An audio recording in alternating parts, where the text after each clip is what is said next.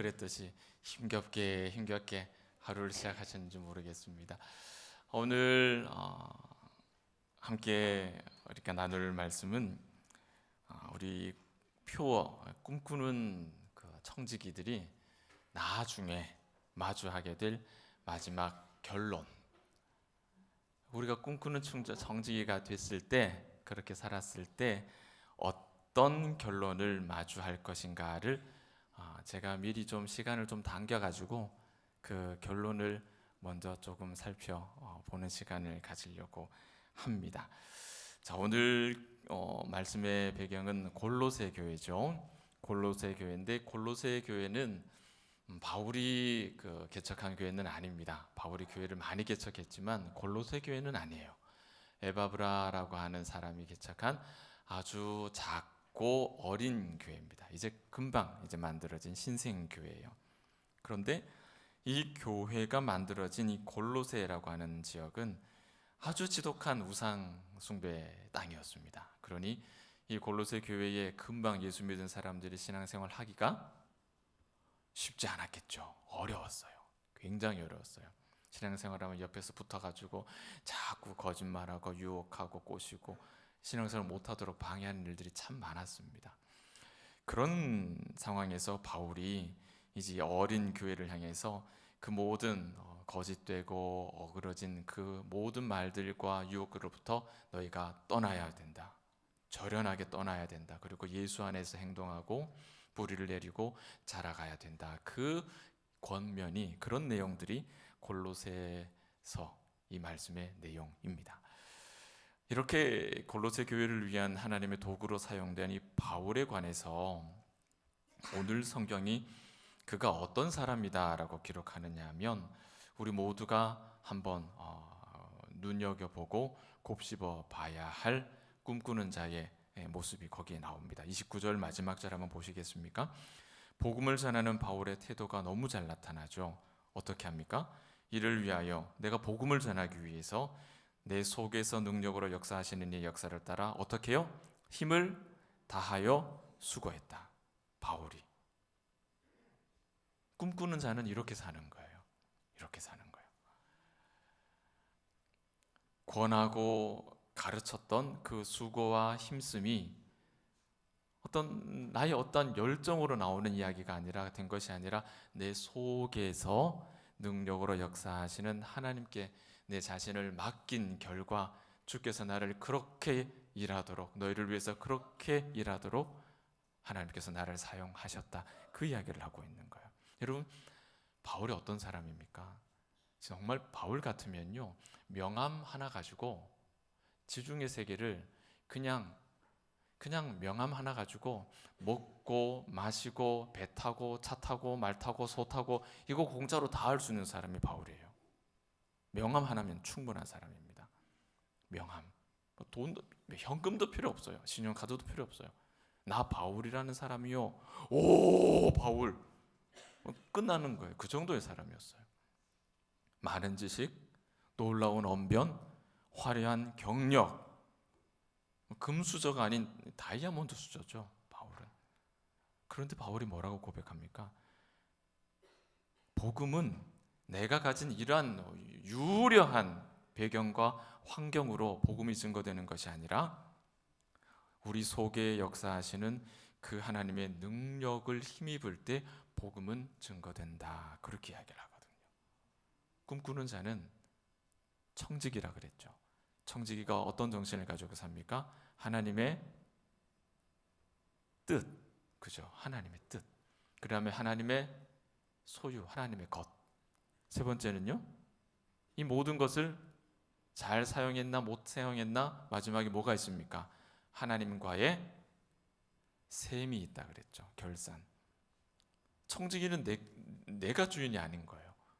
내 속에서 역사하시는 하나님의 능력으로 이 일이 이루어진 것이다. 그렇게 이야기를 하는 겁니다. 오늘 조금 전에 보셨던 29절 말씀에 마지막에 힘을 다하여 수고한다. 바울이 그렇게 살았거든요. 힘을 다하여 수고. 여러분, 우리 모두가 지난 한 해 힘을 다하여 수고하며 살았잖아요. 올 한 해도 또 그렇게 살아야 되잖아요. 그렇죠? 자, 수고한다라는 말은 헬라 말로, 그리스 말로 코피아오라는 말입니다. 코피아오라는 단어인데요. 이제 그 신학 공부를 처음 시작할 때, 이제 헬라어 공부를 할 때 열심히 단어를, 이제 매일 시험을 보니까 열심히 단어장 외울 때 이 단어를 어떻게 외웠냐면 수고, 수고, 코피아오, 코피아오, 이게 이렇게 외우는데 연상법을 외웠어요. 수고는 코피아오, 코피나오. 내가 너무 수고해서 코피가 나오, 코피가 나오, 코피가 나오. 이렇게 이제 수고, 코피나오 이렇게 외웠거든요. 그런 단어들이 꽤 많이 있습니다. 녹초가 되도록, 내가 코피가 날 정도로, 피를 쏟을 정도로, 녹초가 나서 쓰러질 정도로 애쓴다는 것이 이 오늘 바울이 말하는 수고한다라는 뜻입니다. 그냥 대충 그냥 열심히 했다라는 게 아니에요. 그 정도 수준이 아니에요. 그리고 힘을 다하여, 이 말은 싸우다는 뜻입니다. 군인이 전쟁한다는 뜻이에요. 여러분, 그 적군이랑 이렇게 마주 앉아가지고 마주 서가지고 그 유람하듯이 춤추듯이 그렇게 전쟁하는 군인 있겠습니까? 내가 죽거나 자가 죽거나 둘 중에 하나인데, 힘을 다한다는 말은 전쟁을 치른다는 뜻이에요. 원래 뜻이 그렇습니다. 그러니 바울이 골로새 교회를 위해서 감당했던 그 수고가, 하나님께서 자기 속에서 자기를 움직이신 그 수고가, 그 능력이 어떠했다고요? 그냥 노력하는 정도가 아니라 전쟁 치르는 군인처럼 목숨 걸고 코피를 쏟을 정도로 수고를 했다라는 거예요. 저 여러분에게 그런 목자가 있기를 바라고, 여러분이 그런 목자가 되어 주시기를 주의 이름으로 축원합니다. 바울은 이렇게 싸움에 지쳐 쓰러질 듯한 말씀을 전하며 살았던 이유가 있습니다. 오늘 그 말씀 28절인데 28절 말씀 같이 한번 볼까요? 우리가 그를 전파하여 각 사람을 권하고 모든 지혜로 각 사람을 가르침은 각 사람을 그리스도 안에서 완전한 자로 세우려 함이니. 자, 권한다라는 말과 세운다라는 말, 완전한 자로, 권하고 가르쳐서 완전한 자로 세운다. 여러분, 이 네 마디를 기억하시면 돼요. 권하고 가르치는 방법, 이 두 가지 방법으로 완전한 자로 세우는 것, 이게 우리 꿈입니다. 이것이 하나님의 꿈입니다. 이것이 저의 꿈이었고 이것이 여러분의 꿈이었으면 좋겠어요. 골로새 교회 성도들을 그리스도 안에서 완전한 자로 세우는 것. 여러분, 완전하다는 것, 우리는 많이 사용하고 흔히 익숙한 단어이지만 이 완전에 관해서 설명하라 그러면 설명을 못해요. 못합니다. 왜 그런지 아세요? 완전해 본 적이 없기 때문이에요. 완전한 사람을 본 적이 없기 때문에 이거 아는 말인 것 같은데 실제로는 이 완전이 뭔지 우리는 아무도 몰라요. 아무도 모릅니다. 말씀하실 수 있습니까? 아무도 못합니다. 그런데 분명한 것은 이 완전한 자가 되는 것은 우리에게 있어서 너무 소중한 가치라는 거예요. 우리가 한 걸음 한 걸음 걸어 나가려고 하는 목표가 거기 있기 때문에. 그래서 수많은 믿음의 조상들이 이걸 고민했죠. 이 완전한 자가 되기 위해서. 그리고 전투하면서 살았습니다. 성화의 길을 살아갔습니다. 우리랑은 비교할 수 없는 경건한 삶을 살아간 자들도 이 완전에 대해서 연구하고 소망 가지고 살았던 사람들이에요.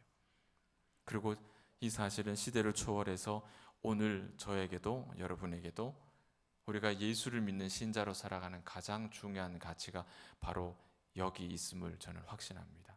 여기 있어야 됩니다. 완전한 자가 되는 것이 여러분의 소망이어야 하고 여러분이 꿈꾸는 바가 되어야 합니다. 바울이 힘을 다하여 수고하며 말씀을 전한 이유가 바로 이것이에요. 바울이 부귀영화를 얻으려고 한 게 아니에요. 사람들의 인기 얻으려고 그렇게 열심히 쇠가 빠지게 한 게 아니에요. 죄인을 그리스도 안에서 완전한 자로 세우는 그 꿈을 이루기 위해서, 그 하나님의 꿈을 이루는 도구로 쓰임 받는 것이 바울의 일생이었습니다. 어떤 방법을 사용했다 그랬습니까? 두 가지를 사용했다 그랬죠. 권하는 것과 가르치는 것. 여기서 권한다라는 말이 우리에게는 좀 생소한 말이에요. 여러분, 우리 권한다, 권면한다 말 쓰긴 쓰는데, 여러분 어감상 어때요? 권한다라는 말이 부드러운 말처럼 들리십니까? 아니면 굉장히 거친 말처럼 들리십니까? 평소에 어떻게 이해하셨어요? 굉장히 부드럽죠. 권합니다. 권합니다. 굉장히 부드럽고 신사적이고 그렇게 말랑말랑한 솜사탕 같은 말로 들리시죠. 그런데 사실 이 말의 뜻은 경고한다는 뜻입니다. 야단한다는 뜻입니다. 훈계한다는 뜻입니다. 옛날 서당의 훈장님이 이를 아이들이 천자문 가르치고 소학 가르칠 때 권함으로 가르쳤어요. 훈계함으로 가르쳤어요. 그러니 이 권한다라는 말은 경고, 교정입니다. 교정, 바꾸는 거예요. 그러니 굉장히 요즘 말로 센 단어예요. 우리는 이 권한다 그러면 굉장히 부드럽고 신사적으로만 생각했는데 성경은 이 권한다는 말을 굉장히 굉장히 강한 단어로 사용한다는 겁니다. 여러분 신앙의 상식으로 좀 알아두시면 좋겠습니다. 여러분, 성도를 완전한 자로 세우는 일은 쉬운 일이 아니죠. 칭찬, 위로, 격려 충분히 좋은 방법이지만 그것만으로 안 된다는 겁니다. 그래서 성경은 우리에게 두 가지를 제시하죠. 권하고 가르치라.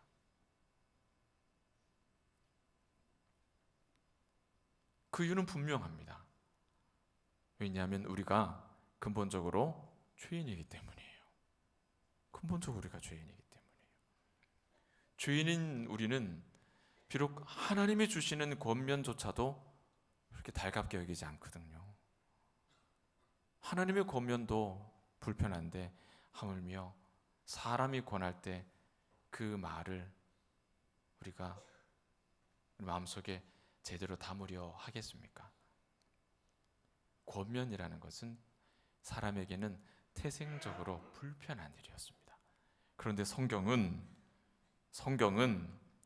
목자가 된 자에게, 부모가 된 자에게, 스승이 된 자에게 어떻게 하라 그럽니까? 권하고 가르치라고 말한다고요. 여러분, 우리가 더 잘 아는 말씀, 디모데후서 3장 16절 어떤 말씀입니까? 교훈과 책망과 바르게 함과 의로 교육, 이 말씀 나오죠. 여러분이 교훈, 책망, 바르게 함, 의로 교육, 이게 부드러운 솜사탕 같은 말씀이에요? 아니면 아주 단단한 말씀 같으세요? 이 권하는 말씀이에요. 굉장히 거칠고 단단한 음식들이에요. 이러한 방법으로 가르치라는 겁니다. 이런 방법으로 씹고 뜯고 먹어야 맛을 볼 수 있는 음식. 그런 이 일이 어렵죠. 쉽지 않습니다. 그렇지만 우리는 권하고 가르치는 일을 하라고 명을 받았기 때문에 분투하면서 이 말씀을 따라가야 합니다. 왜? 그것이 우리가 완전한 자로 자라가는 방법이기 때문에 그렇습니다. 성경은 이 방법을 통해서 완전한 자로 세워진다라고 말씀하고 있기 때문이죠. 자, 지금부터는 그러면 바울이 이 골로새 교회에게 권하고 기대하는 그 완전한 자, 완전함에 관해서 조금만 우리가 성경이 우리에게 허락하시는 범위 안에서 이 이야기를 조금 정리를 하고 말씀을 마무리 져 보려고 합니다. 완전하다, 텔레오스라고 하는 이 완전하다라는 말은 여러분 희생제물과 관계되어 있는 말씀이에요. 희생제물.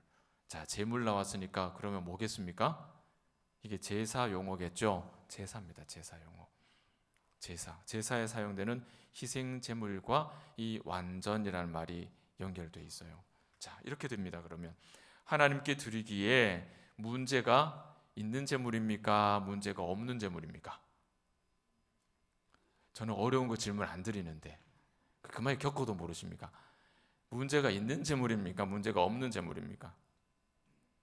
완전하다는 말은 문제가 없는 재물을 뜻하는 거예요. 문제가 없는 재물.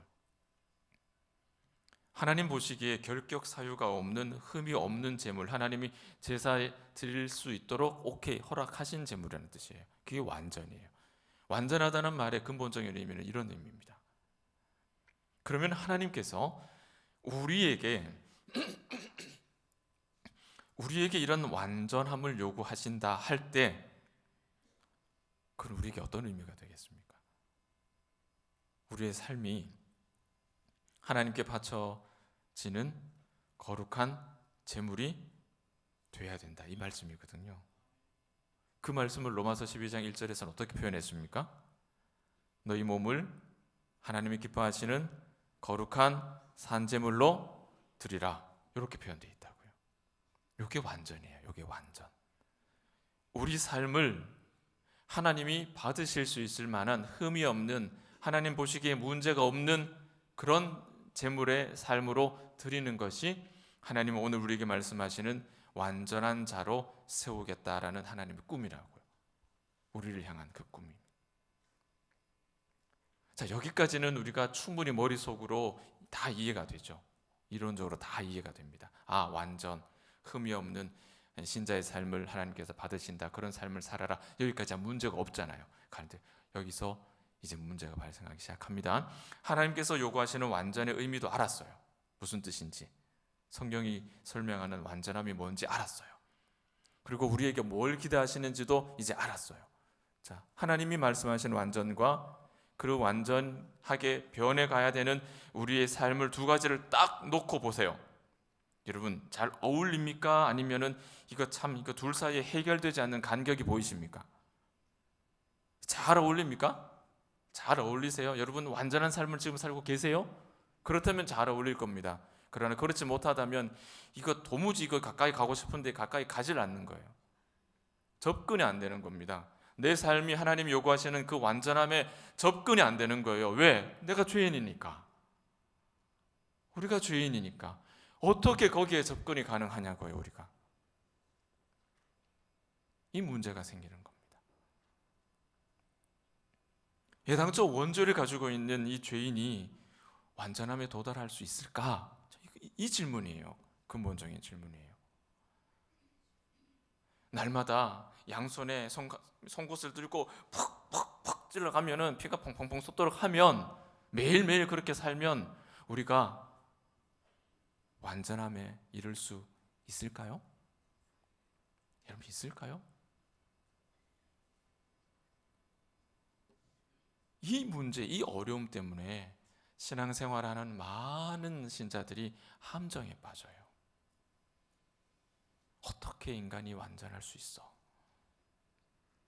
이 질문 자체는 충분히 이해가 되지만 성경은 너무나 분명하게 우리에게 뭘 요구하십니까? 완전하라 요구하신다고요. 이 말이 없으면은 좀 편하겠는데, 이거 죄인이 어떻게 완전케 될 수 있어? 라는 질문이 생기는데, 그런 우리에게 성경은 너무나 분명하게 완전하라 라고 말씀한다고요. 신명기 18장 13절, 너는 내 하나님 여호와 앞에 완전하라. 아브라함에게 주신 말씀이에요. 마태복음 5장 산상보훈에 보면 하늘에 계신 너희 아버지의 온전하심과 같이 너희도 온전하라. 이 말씀 때문에 우리에게 충분히 납득되는, 어떻게 죄인이 완전해질 수 있어? 라는 이 질문을 가지고 그냥 그렇지, 오케이, 우리 안 되는 거야, 이렇게 못하는 거예요. 우리가 이 말씀 때문에. 이 말씀 때문에 그렇게 멈추어 있을 수가 없다고요. 우리가 멈춰 있으면 안 된다고요, 신자가. 성경은 우리에게 너무나 분명하게 완전함을 요구합니다. 자신이 없잖아요. 죄인에게 완전을 요구하신다니 이게 될 말이냐? 그럴 수 없는데 하나님께서는 이 완전함을 우리에게 자꾸 요구하세요, 여러분. 요구하세요. 그러면서 우리에게 샘플을 보여주시는데, 대표적으로 노아와 욥의 샘플이 되겠죠. 노아에 관한 이야기는 이렇게 되어 있습니다. 노아는 의인이요 당대에 어떤 사람이라고요? 잘 아시죠? 당대에 완전한 자라. 그는 하나님과 동행했다. 노아에게 완전한 자라. 노아를 통해서 우리는 그 완전함을 어떤지 한번 추적해 볼 수 있겠죠. 욥 봅시다. 우스 땅에 욥이라 불리는 사람이 있었는데 그 사람은 온전하고 정직하여 하나님을 경외하며 악에서 떠난 자더라. 이 사람도 온전하대요. 두 사람의 샘플을 가지고 하나님이 말씀하시는 온전함에 대해서 한번 정리를 해보십시오. 노아, 욥, 이 사람들이 완전한가? 그것부터 여러분 한번 정리해 보세요. 두 사람이 완전합니까? 아니잖아요. 아니란 말이에요. 우리 분명히 안단 말이에요. 노아와 욥이 완전치 못한 허물을 가진 사람인 줄 우리는 너무나 잘 알고 있잖아요. 그런데 하나님은 그들이 완전하다, 그들이 온전하다. 아하, 또 하나의 함정이 있네요. 하나님이 요구하시는 이 완전이라는 것, 노아를 보고 완전하다 하셨고 욥을 보고 온전하다 하셨다 보는 것 보니까 우리가 노아와 욥처럼만 그 정도 수준으로만 우리가 윤리적으로 도덕적으로 또 사람들 앞에 칭찬받고 박수 받으면서 그렇게 잘 살면, 조금 더 다른 사람과 비교해서 조금 더 잘 살면 하나님께서 완전하다, 온전하다, 노아처럼 욥처럼 그렇게 인정해 주시나 보다. 여러분 그렇게 이해할 수 있습니까? 이 말씀이 그런 말씀처럼 그렇게 여러분 들리십니까? 아니거든요. 그럴 수 없거든요. 그게 아닙니다. 조금 전에 말씀했잖아요. 그러므로 하늘에 계신 너희 아버지 온전하심과 같이 너희도 온전하라. 노아와 욥이 우리에게 요구하시는 완전의 기준이 아니라고요. 노아와 욥이 그 기준이면 우리는 턱걸이를 해서라도 어떻게라도 해보겠는데 그게 기준이 아니에요. 하나님이 우리에게 제시한 기준은 뭐였습니까? 하늘에 계신 너희 아버지와 같이 너희도 완전하라 하셨다고요. 누가 기준입니까? 하나님의 기준이에요. 상대적으로 수준을 낮춘, 눈높이를 낮춰주신 완전함이 아니었습니다. 너희 아버지의 온전함과 같이 너희도 온전하라. 이런 상황을 두고 뭐라 그러냐면요, 갈수록 태산이라 그래요. 갈수록 태산. 이거 어떡하나. 노아와 욥 나올 때까지만 해도 일말의 희망이 보였는데, 아이고야, 이것도 기준이 아니구나. 하나님의 온전하심과 같이 온전하라. 아이고야, 맙소사. 이 갈수록 태산인 거예요. 그러면 오늘 바울이 내가 너희를 완전케 하려고 힘을 다하여 코피가 나도록 전쟁터에서 전투를 하는 그 군인들처럼 내가 목숨 바쳐서 너희를 위해서 수고하는 이 모든 수고가 헛된 것인가? 여러분 그게 다 헛된 일 아닙니까? 그러면 여러분이 새해를 마주하면서 다짐했던 모든 꿈과 비전과 소망과 각오와 다짐들도 여러분 하나님의 온전하심과 같이 온전하라는 그 말씀 앞에 여러분 다 소용없는 일처럼 여겨지지 않으십니까? 그렇게 돼버리면 우리가 하나님을 신앙할 목적지가 없어져 버리잖아요. 하나님을 신앙하고 하나님을 의지하고 하나님을 의존할 이유가 없어져 버리잖아요. 그게 아닌 거죠. 이 막다른 절벽과 같은 코너에 몰려있는 우리에게 하나님께서 선물을 하나 예비해 두셨습니다. 선물. 그 선물은 권하고 가르치는 방법으로 완전한 자로 세운다. 이 세운다라는 말씀 속에 선물이 숨어 있습니다.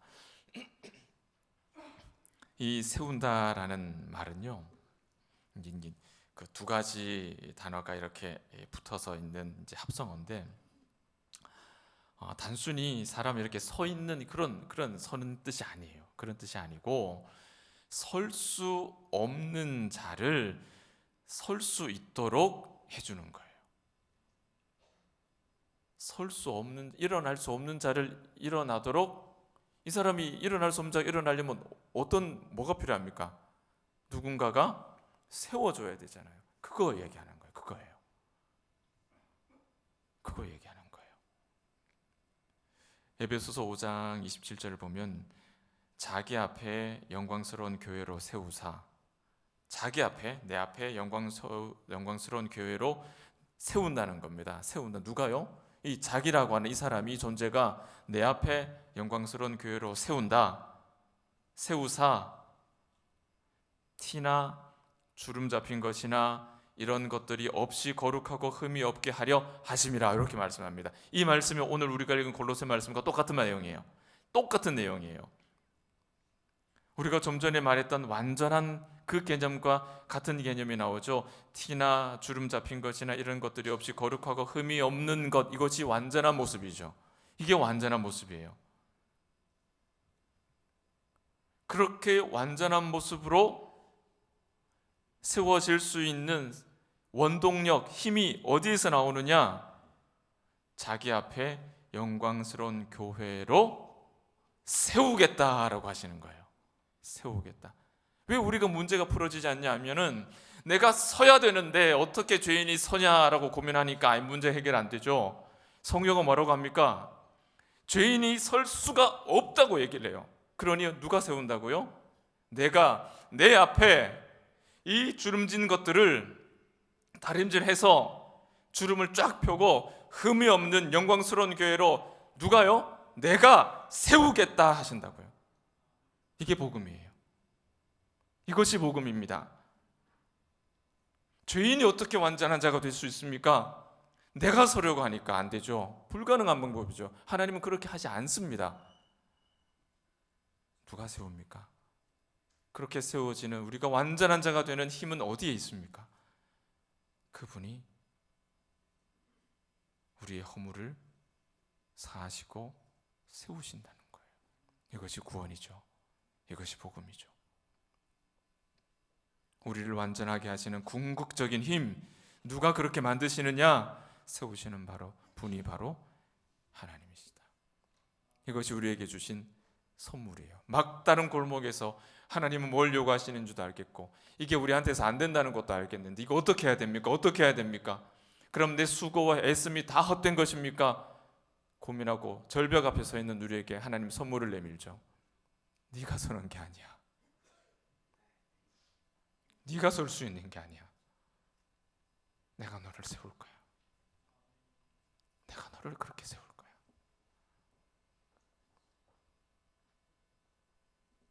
완전함에 우리가 이른다는 것은,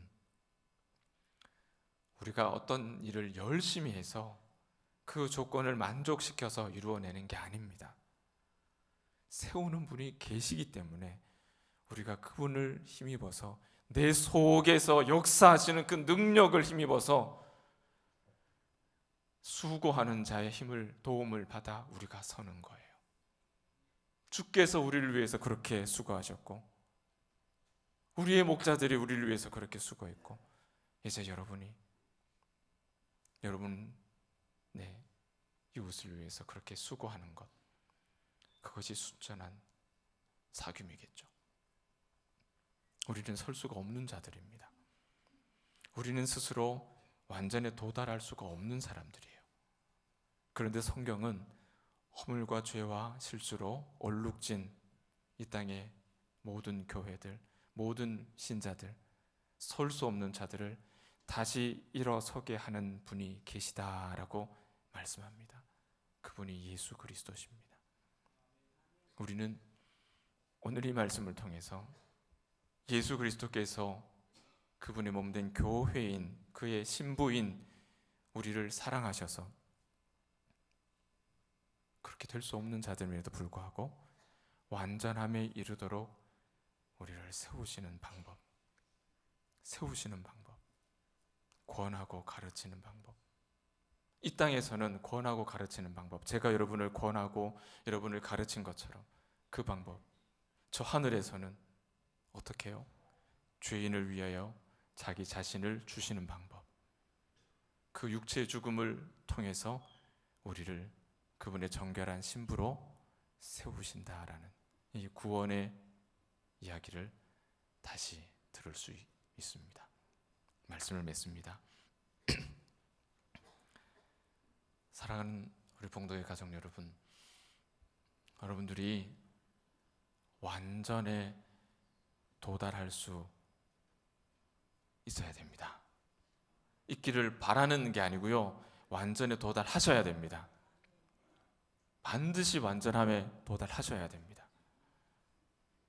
그 완전에 도달하는 과정은 신비로운 과정이에요.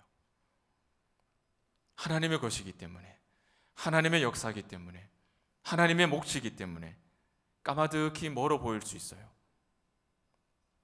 우리 마음이 잘 변하거든요. 의지도 약하거든요. 결심하지만 작심삼일 우리 자신을 자꾸 합리화하거든요.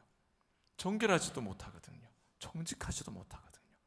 무엇보다도 하나님보다 세상을 더 자주 선택하거나 그렇거든요. 그런 우리를 오늘 바울은 무겁게 권합니다. 권합니다. 단단한 음식을 우리에게 내어주면서 이거 꼭꼭 씹어 먹으라고, 이거 꼭꼭 씹으면 씹을수록 감칠맛이 날 것이라고, 이거 안 먹어본 사람은 이거 맛을 모른다고, 꼭꼭 씹어 먹어보라고, 꼭꼭 씹어 먹어보라고, 그 일에 힘을 다하여 수고하라고. 그래도 자신이 없을 거예요. 그러나 우리의 약함과 우리의 이런 무능함 뒤에,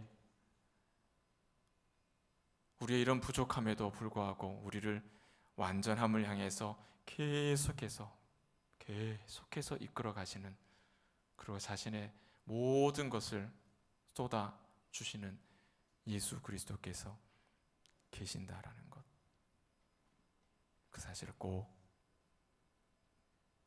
기억하시고 그 예수를 바라보시면 좋겠어요. 오늘 신년 예배죠. 새로운 시작입니다. 얼마나 큰 복이에요. 하마터면 신년 예배를 못 볼 수도 있었는데, 우리가 하나님 데리고 가시면 못 보는 거죠. 근데 오늘 신년 예배를 봤으니 얼마나 복입니까? 그러니 다시 결심하고 다시 계획하십시오. 경건을 향한 열정, 하나님을 향한 소망, 완전을 향한 열망을 여러분 너무 쉽게 내려놓지 마세요. 그거 함부로 포기하지 마세요. 내가 온전히 서는 것은 내가 스스로 세우는 것이 아니라 성자의 은혜와 성부의 사랑과 성령의 인도가 있기 때문에, 그렇기 때문에 가능하다는 것 꼭 기억하셔야 됩니다. 여호와여, 내가 알거니와 사람의 길이 자신에게 있지 아니하니 걸음을 지도함이 걷는 자에게 있지 아니하니이다. 예레미야 10장 말씀. 예레미야 선지자처럼 완전을 향한 그 꿈을 가지고, 그리고 그 걸음이 걷는 사람에게 있지 아니하고 오로지 세우는 사람에게 있다는 사실을 마음에 잘 담아 주시기 바랍니다.